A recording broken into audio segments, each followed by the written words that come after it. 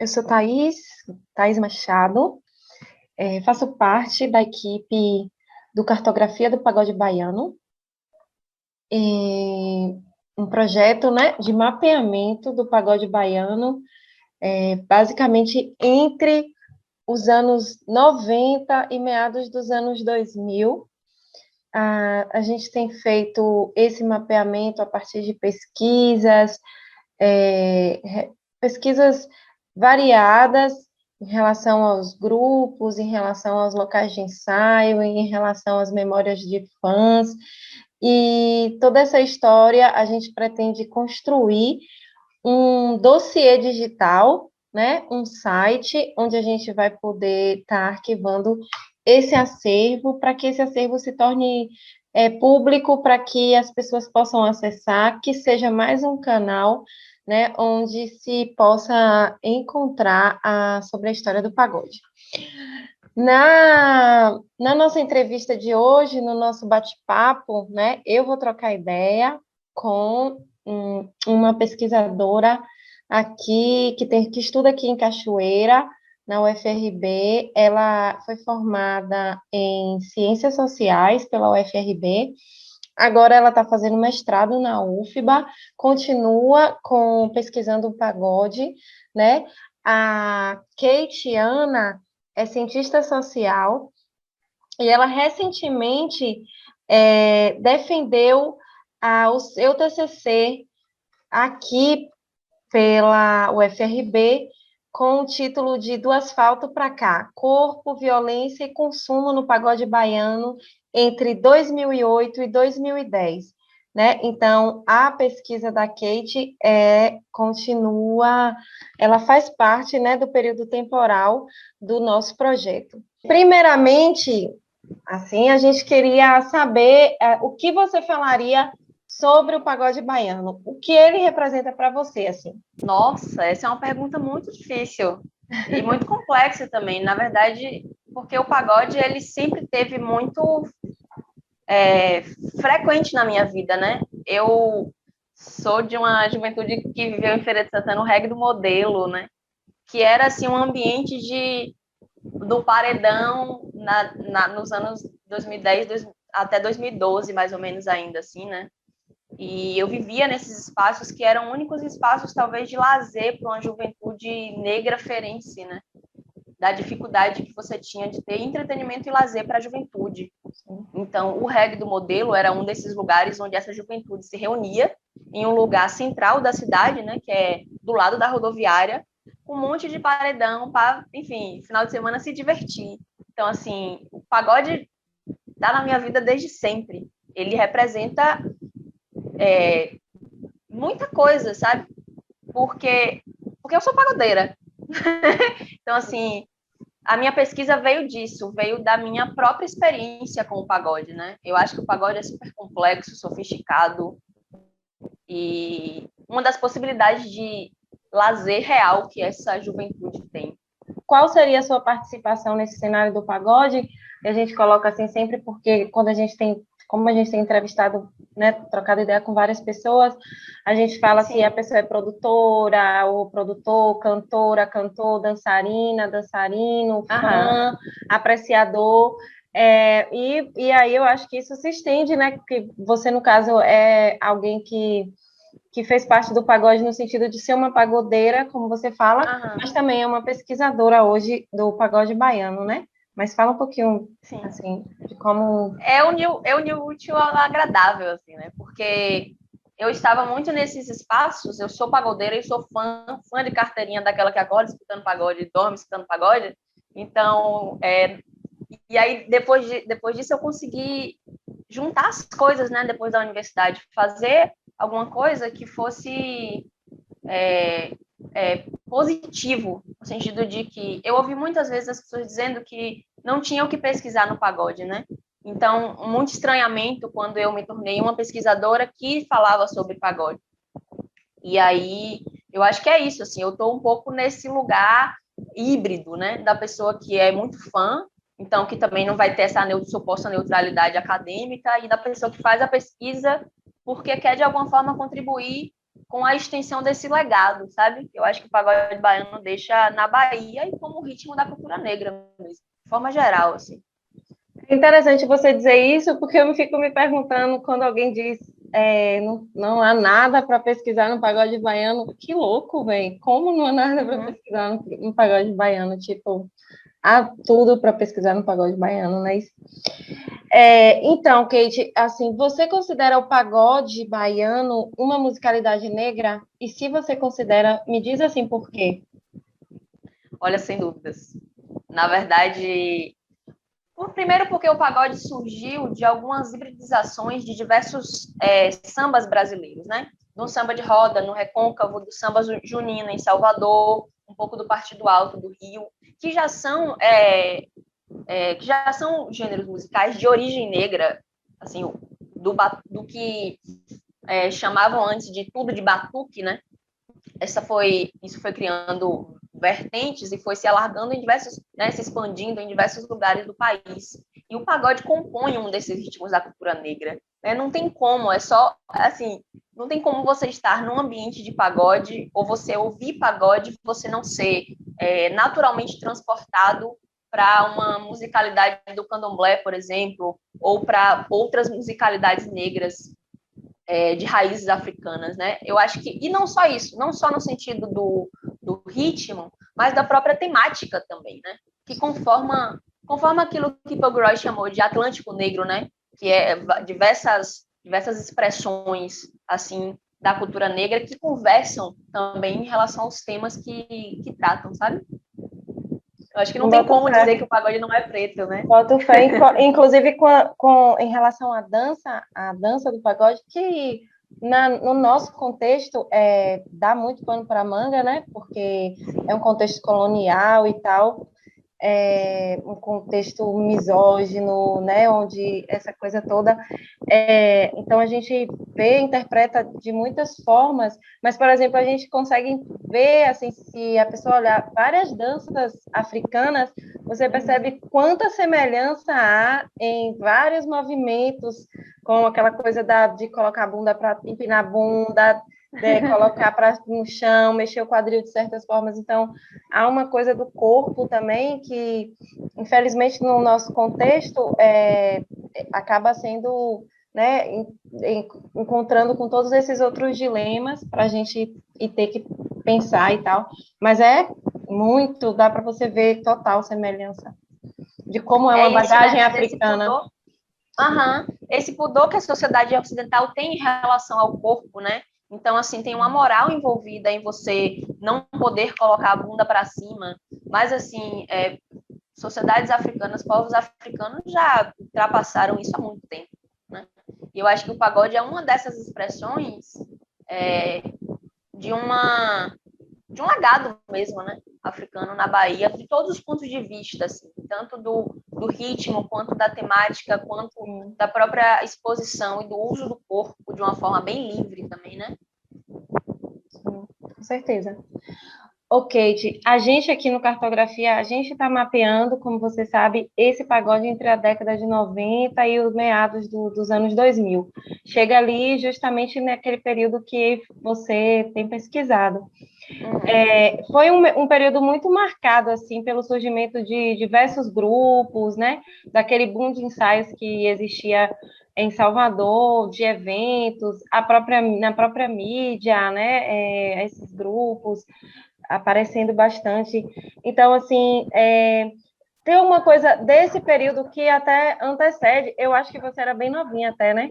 Na década de 90, assim, na época que o Tchan, Terra Samba, Harmonia fizeram muito sucesso. Eu já estava um pouco assim, acho que com, sei lá, 11, 12 anos, 13 anos, que me lembro muito de dançar tudo aquilo, na época do Tchan, Terra Samba, mas, assim, desse período e dessas bandas, assim, o que você, assim, poderia dizer para a gente, assim, porque a gente tem que falar desse período porque faz parte do nosso mapeamento. Sim, olha, esse período é um período marcado por muitas inovações, né, da década de 90 até começo, 2004, 2005, mais ou menos, porque eles estavam experimentando muita coisa, né? Experimentando muitas estratégias. E eu acho que uma dessas estratégias, sem dúvida, é uma estratégia para tentar alcançar mais público, né? O Gera Samba, por exemplo, ele fez construiu como é que eu posso dizer? Uma fórmula perfeita, né? O El Chan construiu uma fórmula perfeita. Um dançarino, que também era cantor, duas mulheres no palco, né, dançando. Então, aquela fórmula, ela foi uma fórmula de muito sucesso. Tanto é que o El Chan ganhou o Brasil, né?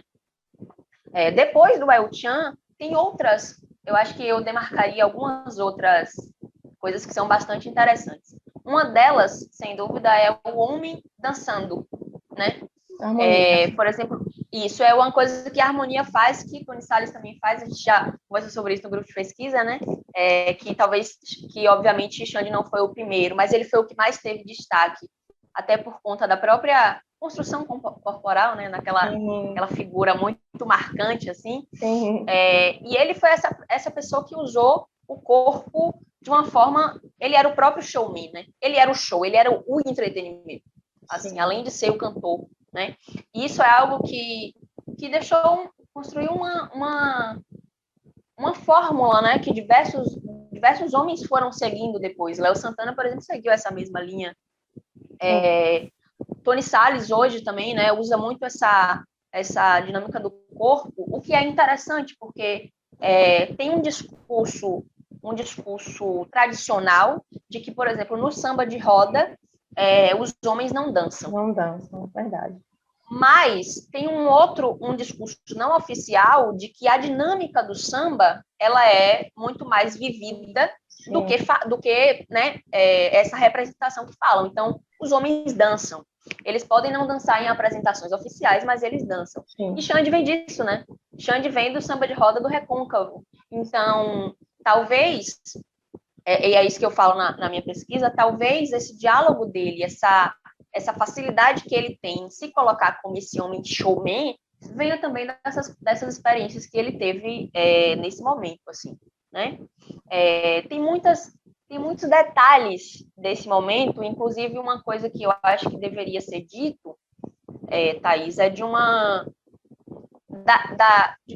como a indústria cultural elege as pessoas, os grupos que ela vai destacar, sabe? Nessa época teve muita produção. O pagode estava fervendo. No começo dos anos 2000, o pagode estava fervendo. E a gente vê que a indústria cultural elegeu algumas bandas, né, como símbolo do pagode e deixou muitas outras na invisibilidade. Né? Com certeza. Tanto que a gente vê isso, essa é uma pesquisa futura, inclusive, justamente para um pouco, eu acho que vocês vão fazer isso também, para um pouco tentar falar desses outsiders do pagode, né? Esses grupos que não alavancaram essa condição de representante do pagode, né? Que eu acho que tem muitos. Eu sou da época do pagode baixaria, assim, a minha parte, a parte Sim, que eu peguei, ali quando... massa. Isso, foi daquela pegada do Sai de Bamba, Robson, aquela é a minha, eu gosto muito, inclusive. Junto com isso também tinha o que eu estudei na pesquisa, né, que é esse pagode favela, assim, já para 2006, mais ou menos. Talvez a primeira música tenha sido Baculejo, né? Sim. Não sei se exatamente a primeira, mas uma das que mais teve destaque, assim, né? Por conta da temática também. Né? O pagode, ele sofreu muitas dessas transformações assim, musicais, quando a gente pensa ali no Gera Samba, que depois virou o Tchan, e aí vem vindo e tal, e teve todas essas transformações, aí veio a Harmonia, mas depois também a gente teve aí, no início da década de 2000, essas bandas que, no conjunto, elas são conhecidas como representantes desse pagode favela, né? Então, assim, aí vem também o pagode baixaria, o pagode putaria, né? Então, assim, como que o pagode ele vai incorporando, né, questões assim sociais, da realidade social, de várias questões. A gente tem algumas questões como sexualidade, representação social, essa coisa da favela, né? O que você diria sobre o pagode baiano nesse conjunto, assim, enquanto um representante da cultura da periferia, assim? Nessa fase, o pagode baiano um pouco denunciou muito do que era a violência nas favelas, né? E construiu essa ideia de um território como orgulho também. Então, eu acho que teve esses dois lados, né? Um lado de uma denúncia, que é focado em dizer nós não aguentamos mais que vocês invadam o nosso território, e do outro lado, não se permitir esse lugar de ser vitimizado, né? Então, eles passaram a dizer, nós temos orgulho da nossa cor, nós temos orgulho de ser favelados, nós temos orgulho do que isso aqui significa para a nossa identidade. Então, acho que, assim, isso foi, eu acho isso maravilhoso. Sinceramente, eu acho brilhante o que foi esse momento e de como isso repercutiu, assim, né, num discurso, que acho que às vezes a gente, eu vou fazer um parênteses, né, acho que às vezes a gente pensa muito no rap, né, como essa produção de protesto, né, de como essa assim, produção, né? isso, de como essa produção, ela incentivou que uma juventude negra tanto se rebelasse quanto se orgulhasse de si. Mas, a nível local, o pagode fez isso também em um momento muito crucial, né? Assim, no momento de um aumento exponencial, talvez, de uma violência policial, da morte de jovens negros, né? Então, assim, a partir de dizer não vamos mais aceitar isso, acho que isso mobilizou também muita gente, né? Acho que isso mobilizou uma juventude que, de fato, a partir do parangolé, a partir do fantasmão, a partir da bronca, começou a se reconhecer como, talvez se reconhecer como pagodeiro, né? Eu tenho muito orgulho daquele momento, inclusive, porque eu acho que... Eu também. Porra, foi brilhante, assim, foi incrível, sabe? Eu também. Acho que é isso. Agora, eu me lembro de disputar muito as cenas, assim, os lugares aqui mesmo, assim, no bairro, ou onde a gente estivesse fazendo um fluxo e tal, que o som era pagode, sim. Nessa época, inclusive, o som era muito predominantemente a bronca, quando Canário, aquele momento, assim, tal da bronca, e depois Canário também fez um sucesso muito marcante, assim, ali entre 2000 e quanto ali, 2010, 2011, 2010, 2012, mais ou menos, ele estava no auge. Mas, assim, ainda as cenas, assim, os locais de pagode, a galera tinha uma preferência muito pelo pagode baixaria, o pagode Robson e tal, então eu me lembro que às vezes eu disputava, gostava muito de ouvir Robson, de dançar e tal, mas ficava querendo ouvir o pagode favela, mas é isso, a coisa da sexualidade é um ponto assim que eu queria que você falasse um pouco, porque ele realmente faz muito parte da nossa experiência. Eu me perguntava assim, será que o pagode está representando mesmo a gente aqui da favela, ou, na verdade, o pagode está trazendo categorias que, na verdade, nós vamos incorporar, inclusive com as problemáticas dessas incorporações, assim? Sim. Olha, em torno do debate de sexualidade, eu sou um pouco suspeita para falar, né? Assim, eu sou dessa linha da pagodeira que gosta de ralar minha bunda no chão e acho isso maravilhoso, sempre fui, assim, tava no reggae fazendo isso, né? Então, obviamente que depois a gente incorpora leituras um pouco mais críticas desse processo, né? Eu acho que tem dois lados disso, em torno do debate de sexualidade no pagode. Um lado é aquilo que a gente já falou, Thaís, da expressão do corpo, né? De não ter pudor em relação ao corpo, né? E eu acho que nisso aí está incluso algumas coisas, que é como a gente muitas vezes também fala muito abertamente de questões de sexualidade, né? Com os nossos amigos, você chega numa barbearia, você vê os pivetes para de falar na hora, porque tem uma discussão de sexualidade muito forte. A discussão em torno do corpo e do sexo talvez não seja tanto um grande tabu assim dentro desse contexto.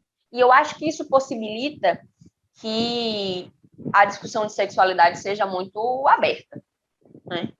Obviamente que tem um outro lado. Talvez eu focaria no que eu falei no trabalho sobre uma estratégia que, ao mesmo tempo que ela é positiva, ela é muito negativa, né? Porque a gente tem tentado não ser só corpo também.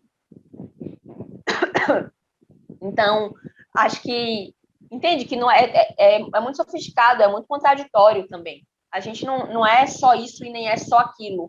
Ao mesmo tempo em que a gente tem algumas coisas que são muito positivas nisso, como esse tabu, né? Superar esse tabu do uso do corpo e do sexo, a gente tem também um outro lado, que é, será que a gente é só isso? Né? Será que a gente é só o corpo?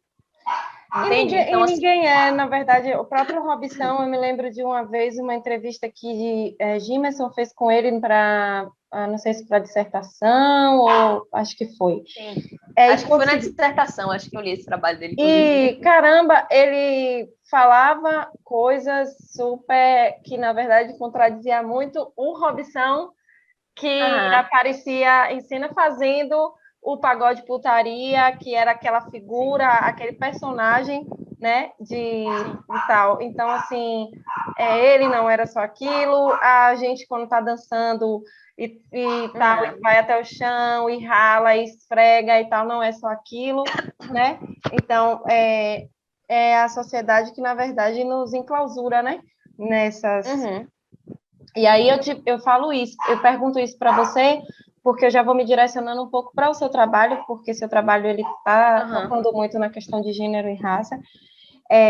Se a musicalidade do pagode baiano, assim, por estar contida no universo negro periférico, ela enfrenta o moralismo, a discriminação, o racismo mesmo. O que você diria sobre isso, assim? Olha, eu acho que o pagode passa pelo que diversos ritmos da cultura negra passou no Brasil, né? E continua passando, assim. Hoje a gente tem talvez uma mudança, eu talvez acho que isso é melhor deixar para depois, mas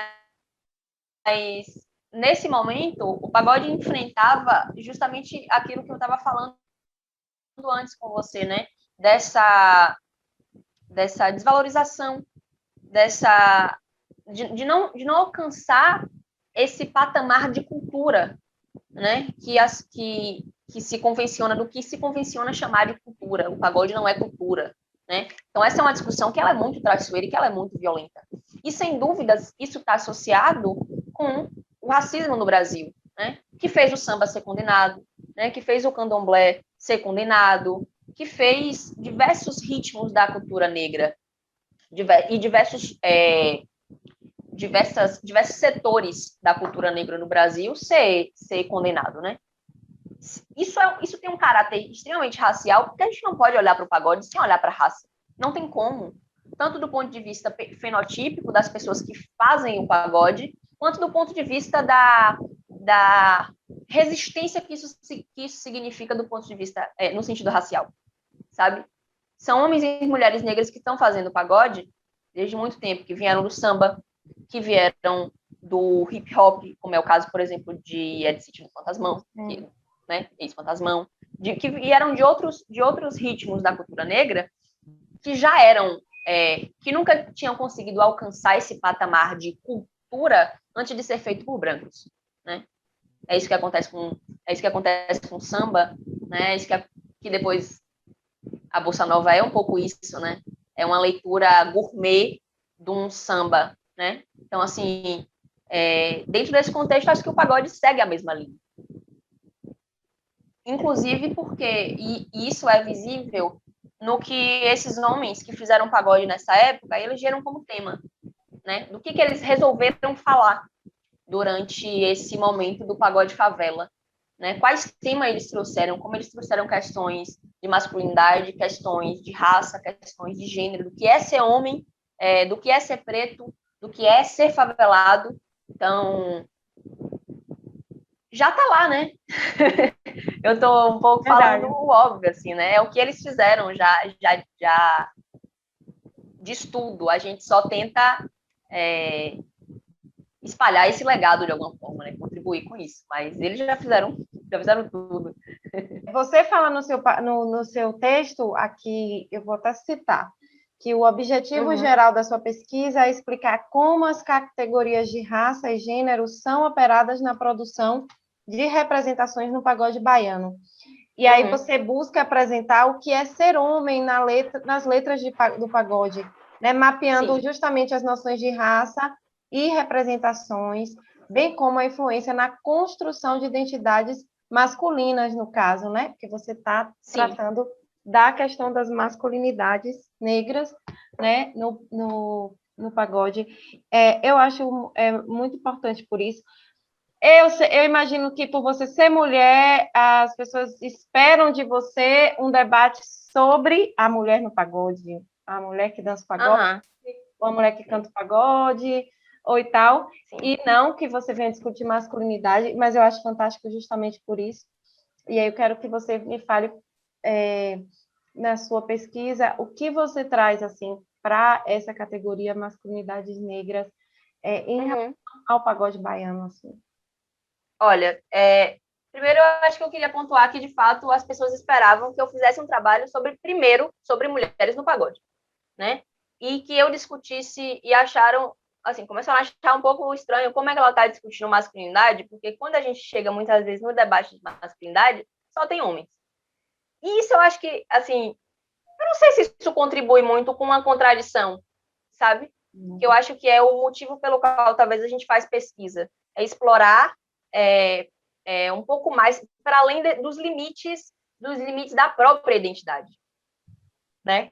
E assim, eu comecei, isso é uma viagem, Thaís, porque eu comecei a estudar masculinidade porque eu queria entender as minhas relações com os homens da minha vida, entendeu? E depois isso virou uma compreensão da masculinidade, das masculinidades como categorias, né? Eu, pessoalmente, não diria que eu trago contribuições sobre a masculinidade nesse trabalho. Eu acho que os pagodeiros trouxeram contribuições sobre as masculinidades, entende? E, basicamente, o que eu estou fazendo é explorar essas contribuições que eles trouxeram, um pouco trazer para um debate, né? Porque, assim, e aí, como você falou antes da persona, né? Da persona que o Robson criou e que muitas vezes ele pessoalmente fala coisas muito diferentes daquilo que, né, se contradiz assim um pouco com essa persona. Eu estou chamando isso no meu trabalho de persona cultural, né, que é essa emergência de uma representação social que não é individual, entende? Então ela fala para muito mais pessoas sem necessariamente colocar aquele indivíduo que faz a música completamente em questão, entende? Então, assim, por exemplo, tem duas categorias que eu trabalho na minha pesquisa em torno das masculinidades, que é a de Pivete e a do Negão, porque essas duas figuras apareceram muito, assim, nesse período. Principalmente a do Negão, que é uma figura, assim, muito híbrida. Não, híbrida não, é uma figura muito complexa, né? Porque, ao mesmo tempo que demarca um orgulho da própria cor e uma pertença a esse território, né, as favelas, também tem um outro lado que é de uma exploração desse desejo, dessa sexualidade em relação, principalmente, às mulheres brancas. Entende que tem um sujeito, isso, assim, o que eu estou dizendo basicamente é que tem um sujeito oculto quando esse homem está falando que ele é desejado, né?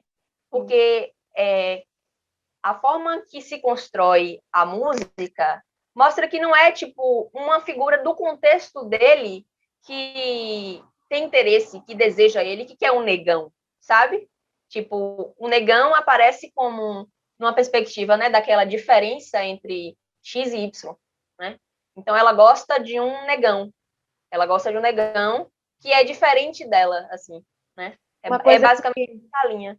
Que, na verdade, isso, a palavra é essa, complexo, porque eu acho isso, porque ao mesmo tempo que está trabalhando com essa coisa de um orgulho, de uma autovalorização da raça no nosso contexto de desvalorização racial, ao mesmo tempo você está ali é envolto a categorias de coloniais, da hipersexualização do homem negro e tal, em relação à mulher branca.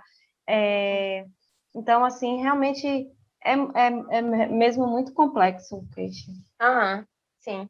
Eu ia falar, aí tem uma contribuição que eu acho que é muito massa sobre as masculinidades negras, que é a figura do pivete, né?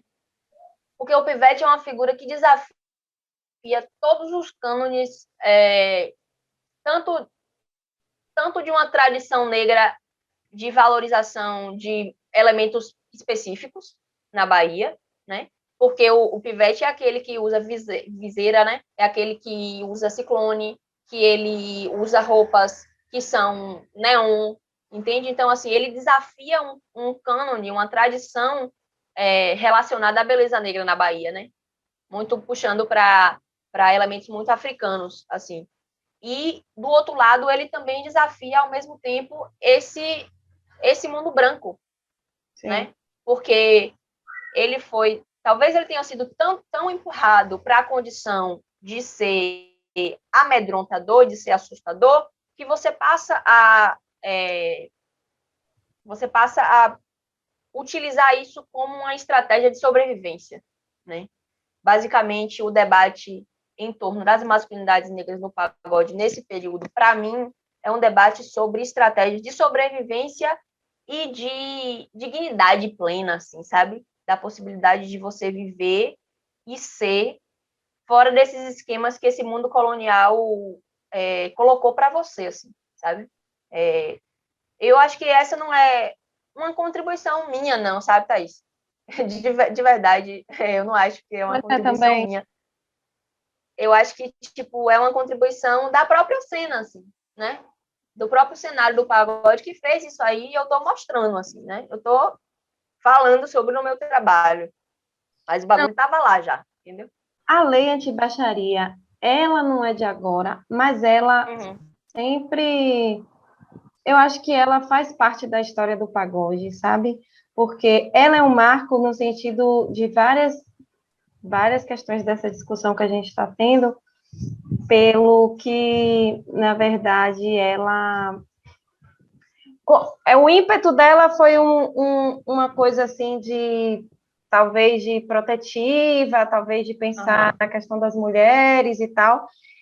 E na verdade, mas ela se esbarrou em várias questões complexas e que, na verdade, não elaboradas, formuladas por alguém que talvez tenha uma completa, né, uma falta de entendimento do que é essa realidade, a realidade racial das pessoas que vivem, que fazem o pagode baiano. Então, assim, a lei anti-baixaria, sempre foi um dilema para mim, enquanto mulher, porque, de um lado, eu pensava o quanto que, no nosso contexto colonial, a questão da sexualidade das mulheres, muitas vezes, no pagode, ou em vários outros espaços de cultura ou de musicalidade, independente de ser na periferia, contribuíam para o machismo, para uma questão de algo que realmente a gente não podia negar, mas, ao mesmo tempo, velho, a lei anti-baixaria, ela era escrota, hipócrita, no sentido de querer barrar o pagode, enquanto a nossa cultura, em geral, todas as nossas musicalidades, elas são misóginas e elas são machistas, e você vem com uma coisa punitiva em cima de um grupo específico, né? Então, assim, o que você, como pagodeira e como pesquisadora, assim, do pagode baiano, agora eu vi que você está com uma pesquisa mais para a presença do feminino, né? No pagode, agora no mestrado. Então, assim, o que você poderia dizer, assim, para o Cartografia sobre esse marco da história do pagode, que é a lei anti-baixaria? Eu acho que o pagode foi pego um pouco como bode expiatório, né? Mas também não por acaso, né? Porque a gente viveu poxa, a gente vê um contexto de uma situação fodida da banda em relação à banda New Hit, né?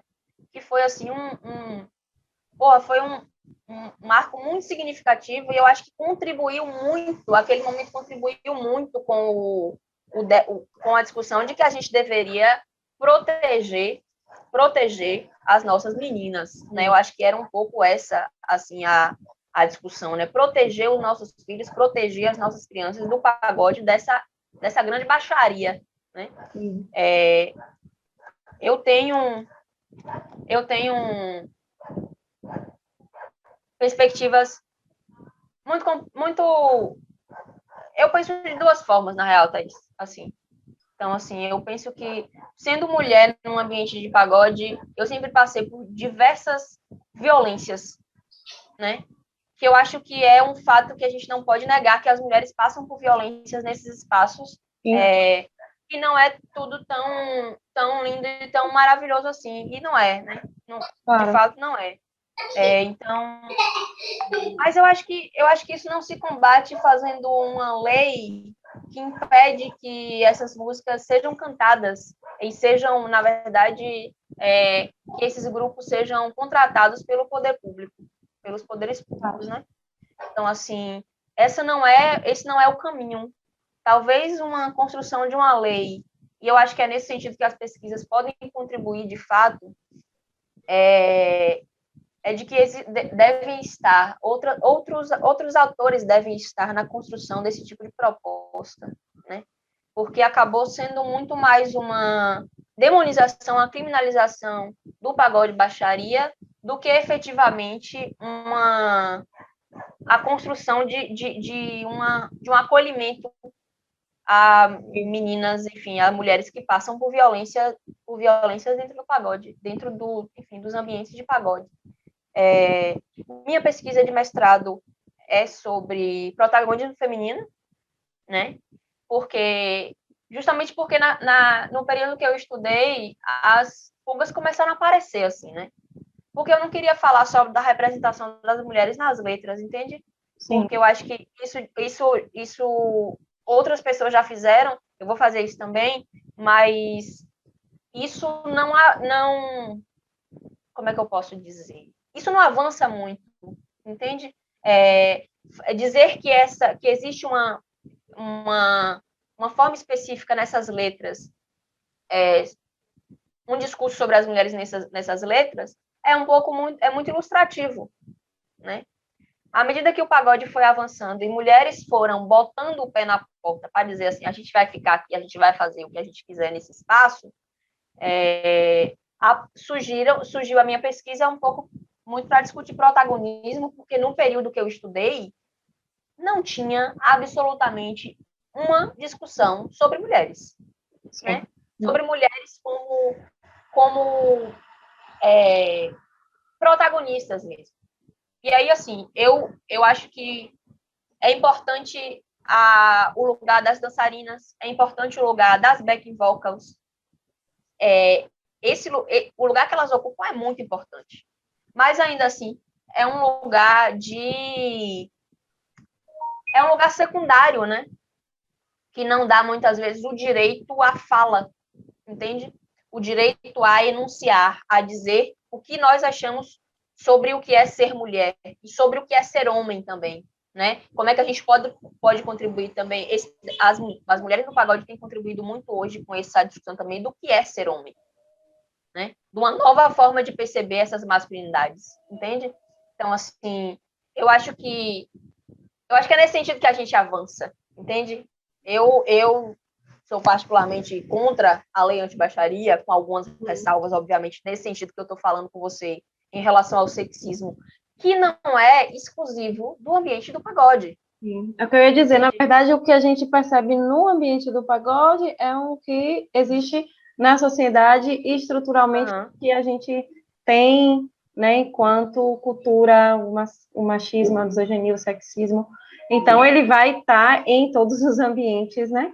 Exatamente. E não seria o pagode, o pagode ser eleito, ou o pagode baixaria ser eleito para desconstrução disso, de fato Nada a ver, assim. E aí eu quero te agradecer em nome do Cartografia, em nome de Gimerson, em nome de Vandi, que são os outros membros da equipe.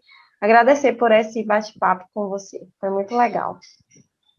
Ô, Thaís, eu gostei muito do convite, eu fiquei muito feliz com o convite, principalmente por poder falar, assim, eu falo muito sobre o pagode com todo mundo, né? E, assim, Imagina. poder falar isso para a construção de um dossiê digital, eu achei muito bom, porque eu acho esse projeto de vocês maravilhoso, entende? Eu tô aqui porque eu realmente acredito que essa foi uma sacada assim, genial quando o Gimerson pensou ela e propôs, né? Porque é a construção de uma memória assim do pagode, né? E de uma e da possibilidade, isso gera também a possibilidade de que outras pessoas se interessem pelo pagode, se interessem por estudar o pagode e tenha um acervo, que é o que vocês estão criando nesse projeto, né? Porra, eu achei muito bom mesmo esse projeto e esse convite. De verdade, eu estou muito feliz. Vai ficar Inclusive, gravado, então eu queria mandar um beijo só para papai e manhã que vai me assistindo depois. massa, um beijo para eles também. Massa, Kate, valeu, Obrigada, Thaís. até mais. Valeu. Valeu mesmo, um abração. Tchau. Tchau.